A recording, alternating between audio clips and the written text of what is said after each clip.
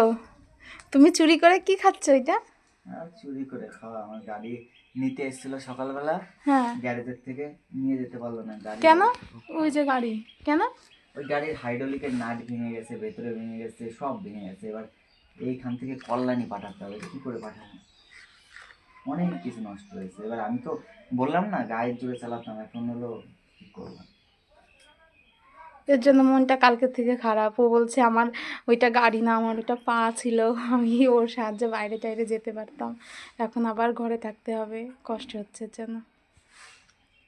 কি করা যাবে, জিনিস থাকলে সেটা তো খারাপ হবেই, সেটা তো আর চিরস্থায়ী না, এক না একদিন খারাপ হতোই, এখন ঠিক করে নিতে হবে।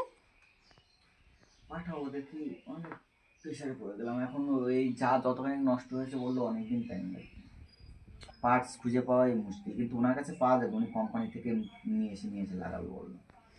নাহলে গাড়িটা এখন পুরো সেই মানে কি বলবো, এটা নতুন মডেলের গাড়ি তো, এর পার্টস পাওয়াটা একটু কষ্টের। হুম। ঠিক আছে।